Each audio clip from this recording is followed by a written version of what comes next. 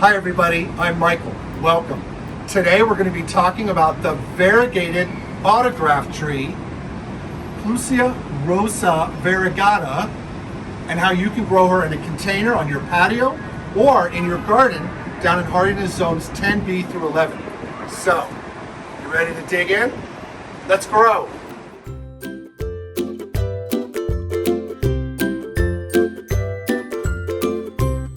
The variegated autograph tree also goes by the common name, the variegated pitch apple, and she is native to the Caribbean and Central America.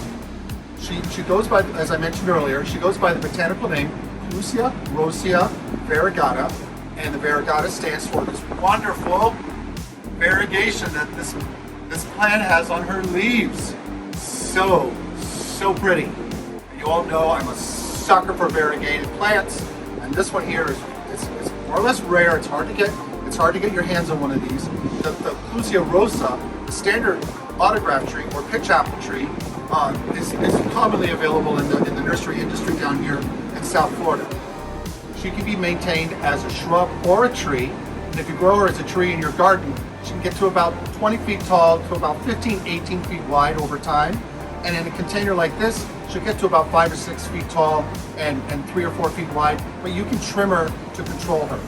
For a plant, for growing her as a patio plant, this is a really tough plant. We're very high up in our apartment building here, so it gets very windy.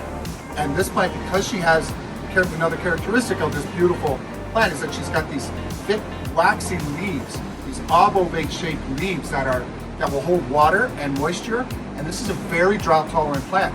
These plants are actually salt tolerant as well. They can grow near the beach. But the variegated, we have found, does not tend to like a lot of direct sunlight other than late afternoon. We'll go into plant care in a minute. Let me talk a little bit more about the plant's characteristics. The variegated leaves, spectacular. Again, you guys know I'm crazy about variegated plants. And I mean, come on, look at this. So pretty, so pretty. And she has this wonky growth habit. She has these, thick stems that will branch out, but it's going to grow kind of like a sea grape tree. But you can grow as a central leader or a multi-trunk, depending on the one you can get at your nursery. We were very lucky that a wholesaler got us one of these, and we've been growing her for about 3 years now. And she loves being on the balcony. But again, when we go into plant care, we're going to talk about lighting. Can scorch the leaves of the variegated version. We'll talk about that in a minute. Another cool feature of this plant is that she grows very full and dense over time, and you can use her as a screening shrub if you're growing her in your garden to screen an outdoor air conditioning unit. But let's say you live in a townhome and you have a courtyard space.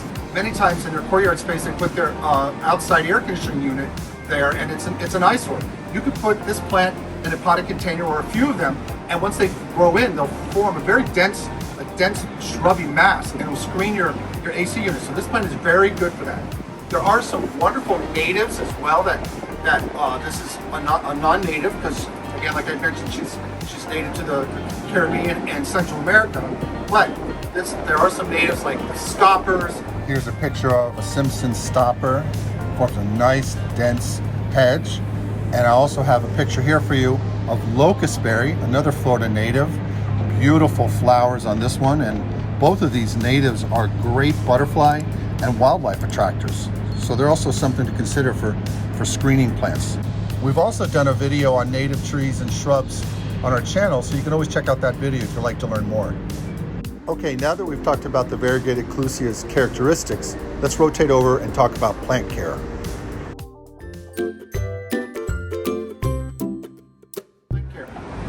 On plant care, let's first talk about watering. If you're growing your plant in a container on a patio like we have ours, you're going to water 1 time a week. But if you're growing her in the garden space, you can water as needed. This is a very drought tolerant plant, but depending on how much sun she's getting and how your soil profile is, she may have some more needs for watering. So just keep an eye on her and check. If she starts to droop some of her leaves, you'll know to add some water. In a container plant, you got to be careful of them drying out because the wind is very windy today. So thank you for bearing with us. because the wind's here. We got a plane coming. Oh, American Airlines going overhead. So thank you for bearing with us. I try to control the sound as much as I can, but it gets away from us sometimes. But so we talked about the watering on a potted plant about every 7 days. But if you're getting a bunch of hot afternoon days with no rain and you're not getting any supplemental rain, you're going to want to check this and maybe add a little bit more. But again, this plant is very drought tolerant, so you could even go more than 7 days.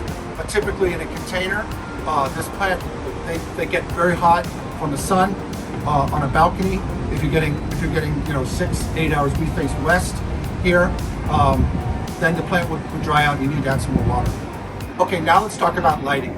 If you're growing her in a pot on a balcony, you want to give her about 4 to 6 hours of sunlight if you can. We have a west-facing and a north-facing corner here. We keep ours on the west side, but you got to be careful because even though this plant is variegated, the variegated version of the Clusia, and so she's a little more susceptible to getting burned by the sun. And there are some burns that you can see down here. Oops. And over here, there's some others that when we got her from the wholesaler, I put her out in the sun too aggressively, and I should have migrated her over in time. But now she's out in full sun, and those leaves will just fall off over time. But when you see that, you know you've given them too much sunlight. You need to bring them back away from the roof overhang so you don't scorch the leaves.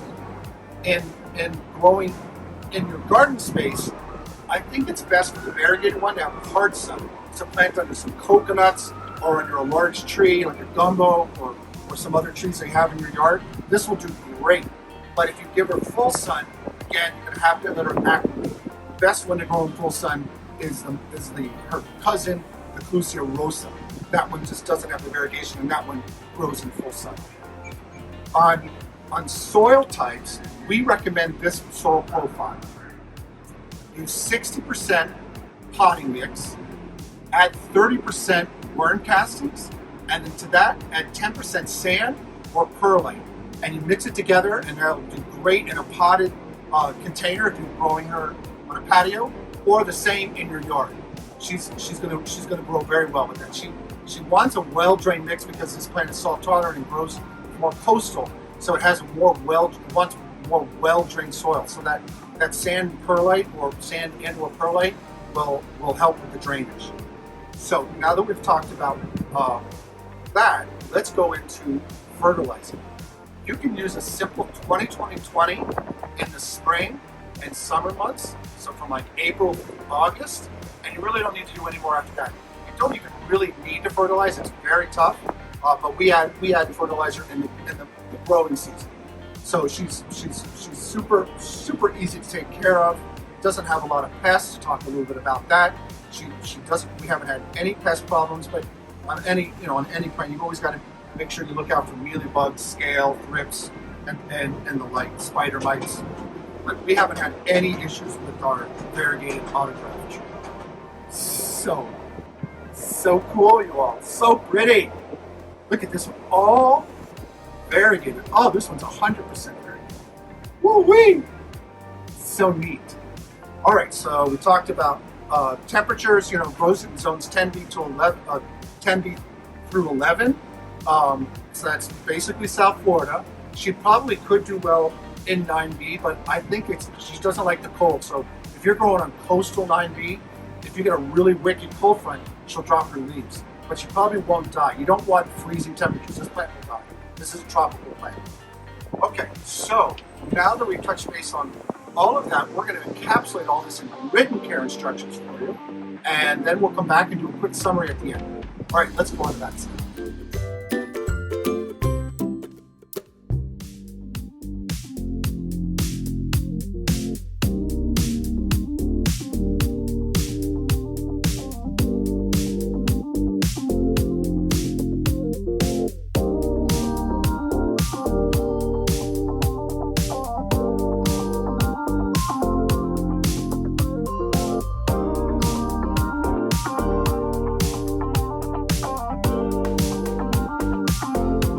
We want to thank you for joining us today.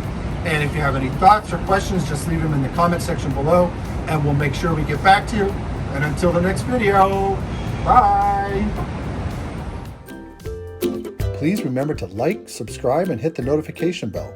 And tell your friends and family. We post videos weekly. Thanks!